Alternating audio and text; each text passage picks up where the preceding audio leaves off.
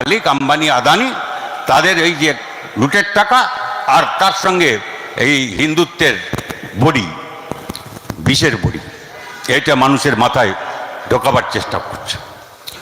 সেইটা হচ্ছে যাকে বলা হয় সাম্প্রদায়িকতা, তার মানে ধর্মনিরপেক্ষতা নেই। নেহরু একমাত্র ছিলেন, এটা সঠিকভাবে বিকাশবাবু আমাদের মনে করিয়ে দিয়েছেন যে উনি প্রকৃত অর্থে ধর্মনিরপেক্ষ ছিলেন। নেহরু হন বা জ্যোতি বসু হন, বিলেতে যারা ব্যারিস্টার হয়ে ফিরে এসে তারপরে এখানে দেশের স্বাধীনতা আন্দোলনে বা বাম আন্দোলনে যোগ দিয়েছেন, এরা ওখানে জানতেন যে ইউরোপে কী করে ফরাসি বিপ্লবের সময় কীরকম করে ধর্মনিরপেক্ষতা মানে কি, মানে চার্চ চালাবে, গির্জার ওখানে যারা রয়েছেন তারা চালাবেন কি বলে রাজাকে বা সরকারকে, রাষ্ট্রকে না, ওটা সম্পর্ক ছেদ হয়েছে। রাজা তার সঙ্গে কি বলে চার্চ ইত্যাদি ইত্যাদি, অর্থাৎ রাষ্ট্রের সঙ্গে ধর্মের বিচ্ছেদ। কোনো ধর্মে রাষ্ট্র কোনো ধর্মের না, কিন্তু প্রত্যেকটি মানুষের যে যার বিশ্বাস করবার, ধর্ম বিশ্বাস করবার, অবিশ্বাস করবার, এই ধর্ম বা ওই ধর্ম করবার, ধর্মান্তর করবার, এসব অধিকার মানুষের, তাদের নিজস্ব ব্যাপার, সেখানে আমরা হস্তক্ষেপ করতে পারি। এখানে রাষ্ট্র সরাসরি, এরা বলতে তো আর দ্বিধা করেন না, এরা হিন্দু রাষ্ট্র বানাতে চাচ্ছে। লড়াই আমাদের দেশ যদি এক থাকতো, আমি বললাম আমাদের আপোষের স্বাধীনতা, দেশ ভাগের স্বাধীনতা, দেশ যদি ভাগ না হতো সম্ভব ছিল। আমি বললাম একটা সময় ছিল যখন হিন্দু মুসলমান মিলে একসাথে কাঁধে কাঁধ মিলিয়ে লড়াই করেছিলেন গান্ধীজি। এখন উনি, আমি ওকে অশ্রদ্ধা করতে পারি না, কিন্তু আমাদের কষ্ট হয় যখন ভাবি যে এইরকম একটা সময়ে যখন খিলাফত আন্দোলন হলো, চৌরি চৌরায় একটা ঘটনা ঘটলো থানায়, সেটা পুলিশ আগে গুলি চালিয়েছে, তারপরে ওরা থানা জ্বালিয়ে দিয়েছে। গান্ধীজি বলেন হিংসা হয়েছে, উনি খিলাফত আন্দোলন প্রত্যাহার করে নিলেন। তেমন একটা পরিস্থিতি ছিল। তো এইটা, এই যে একটা উনি করতেন, দেশ যদি স্বাধীন হয় আমার শরীরের উপর দিয়ে হবে, মৃতদেহের উপর দিয়ে হবে, উনি বলতেন। ঠিক, এটা ঠিক, কোনো সন্দেহ না।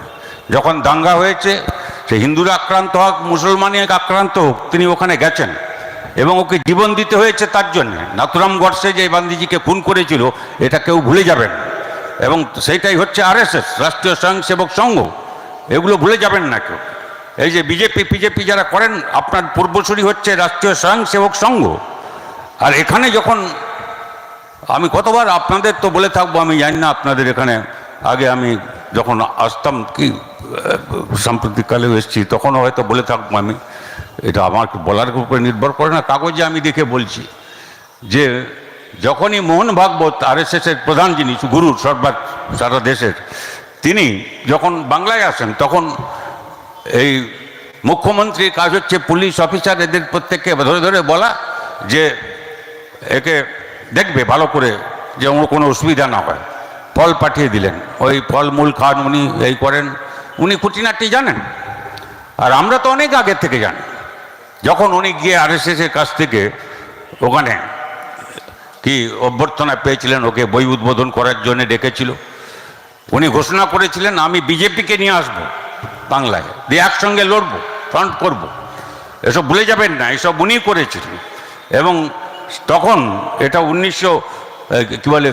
2011-র ব্যাপার না, তার আগে আমি খেয়াল করিয়ে দিচ্ছি আপনাদের, যখন আপনাদের এইখানে জেলায় জেলায় সব জায়গায়, কেউ ভুলে যাবেন না, তখন লেখা হয়েছিল দেওয়ালে যে চুপচাপ ফুলে চাপ পঞ্চায়েত ইলেকশন ছিল।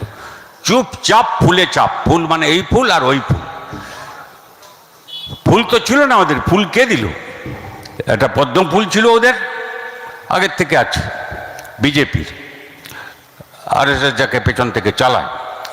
আর এদের ঘাসফুল হলো কি, ঘাসফুল এই প্রতীকটা বিজেপি না থাকলে করতে পারতো না, তারাই করিয়ে দিয়েছে। এদের পার্টি রেজিস্ট্রেশন থেকে আরম্ভ করে প্রতীক ইত্যাদি করিয়ে দিয়েছে। এর দীর্ঘ ইতিহাস। কতবার বলতেন জ্যোতিবাবু, কতবার বলেছেন যে এই বিজেপি সম্পর্কে, আমি অনেক কথায় যেতে পারছি না, কিন্তু আজকে এখন যখন এই আমরা মা তিলোত্তমা জাডনন্যে হয়তো আপনারা, আমি জানি না কোথায় কি কর্মসূচি হচ্ছে, কিন্তু সব মানুষ মেনেছেন, রাস্তায় নেমেছেন। এখন জানি না, ভিন্ন ভিন্ন দল থাকতে পারেন, তার মধ্যে দলের সমর্থক থাকতে পারেন, আমি তা জানি না।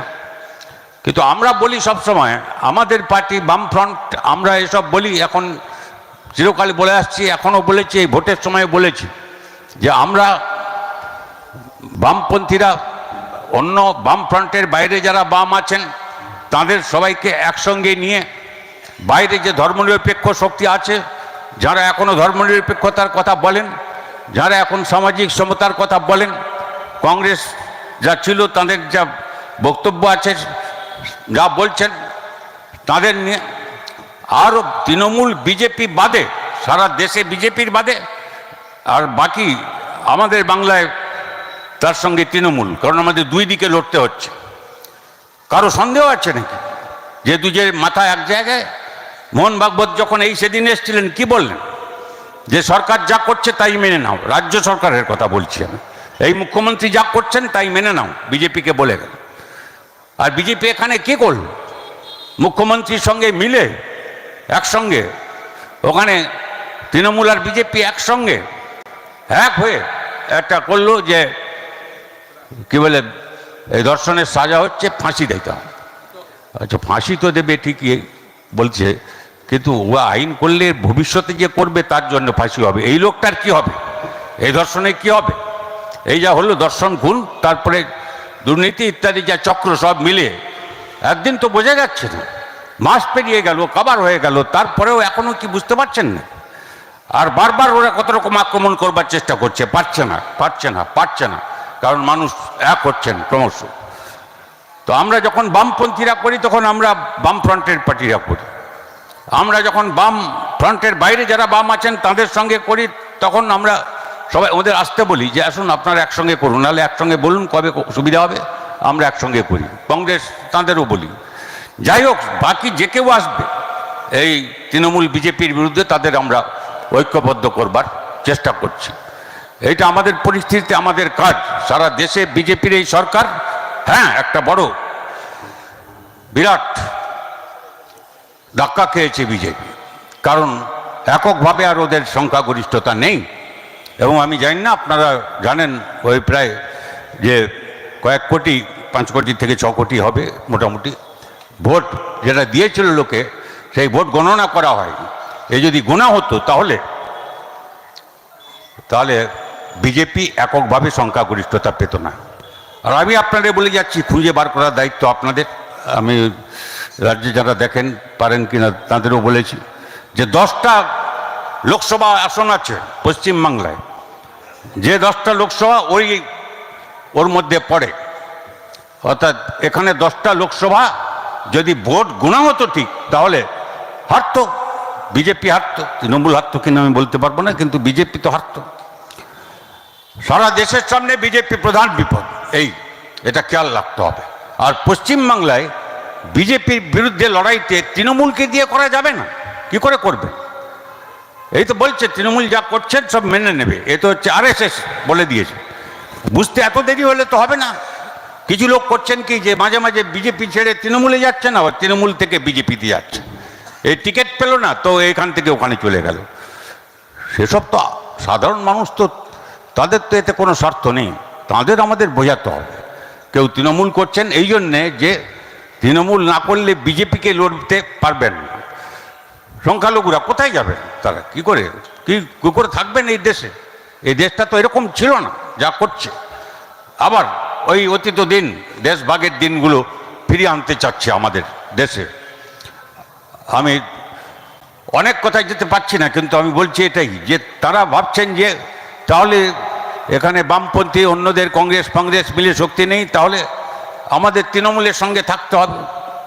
আর উল্টো দিকে যারা তৃণমূলের অত্যাচারে অতিষ্ঠ, তারা ভাবছেন আর কেউ পারবে না, তাহলে আমাদের গিয়ে বিজেপির সঙ্গে যেতে হবে। এই পরিস্থিতিটা বদলাচ্ছে। এই যে অভ্যুত্থান তৈরি হচ্ছে সারা রাজ্য জুড়ে, বিভিন্ন জায়গায় যা হচ্ছে, প্রত্যেক দিন যা ঘটছে, এই সব রকম মানুষ ঝান্ডা ছাড়াই, তাদের কোনো ঝান্ডা নেই, তারা মিলে একসাথে নেমে পড়ছেন। ওইরকম একটা রাজনৈতিক সংগ্রাম এক সময় হয়েছিল, আমাদের খেয়াল আছে ঝান্ডা ছেড়ে ব্রিগেড